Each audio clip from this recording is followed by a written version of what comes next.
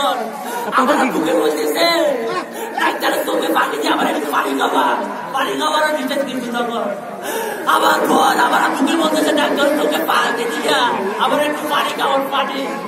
আমার আব্বু মনে তো দেখতে পারে না কিন্তু আমার আব্বু একটু পানি খাওয়াচ্ছে আইসিউতে যখন দেশ বাসীর কাছে দোয়া যাচ্ছি এবার আমার মনে ইচ্ছাকৃত ভাবে যদি কোনো ঘুরে ঘুরিয়ে থাকে কারো সাথে কিছু করিয়ে থাকে আমি বা হিসাবে ক্ষমা চাচ্ছি আমার পরিবারের পক্ষ থেকে ক্ষমা চাচ্ছি সরকার এবং প্রশাসন হসপিটাল কর্তৃপক্ষ কোনো কমতি ছিল না যেটা সত্যি কথা আমি ধন্যবাদ জানাই মাননীয় প্রধানমন্ত্রীকে তিনি নিজের মেয়ের মতো করে আমার পূর্বে চিকিৎসা দিয়েছে ধন্যবাদ আসসালামু আলাইকুম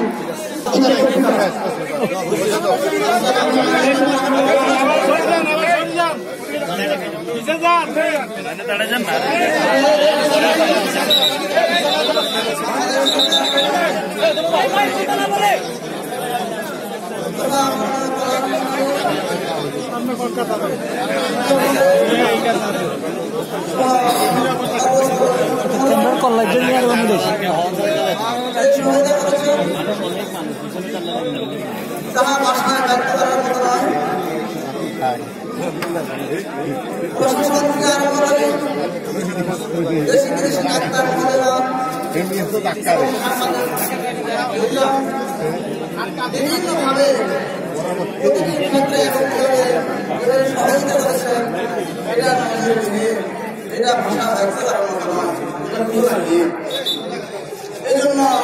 মাননীয় প্রধানমন্ত্রী এবং ওনার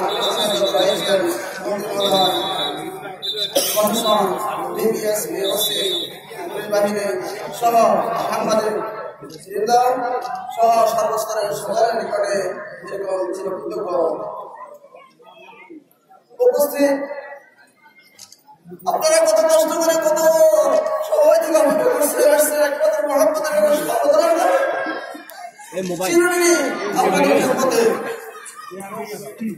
আল্লাহ তাআলা জগতে পাঠিয়েছেন এই জগতে আমরা কেউ থাকতে পারবো না কিছু স্বাভাবিক পরীক্ষার কিছু অধর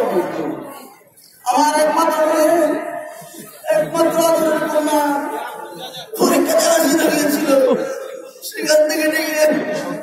তার নিজেদের পরীক্ষা ভালো করে ধরতেছে ঘরটা এখন সবাই দেখবে ঘরটা আপনাদের নিকট আমি কৃতজ্ঞ এবং দোয়াপ্রার্থী দেশবাসী সারা দুনিয়ার হিন্দুস্তান মোহামের মুসলমান মহারানী ভাই বোনের নিকট দোয়া করতেছি আল্লাহ তাআলা আমার মেয়ে নুসরাত জাহান আহমদকে মাফ করে দে কবুল করে নে জান্নাতুল জান্নাত নসিব করে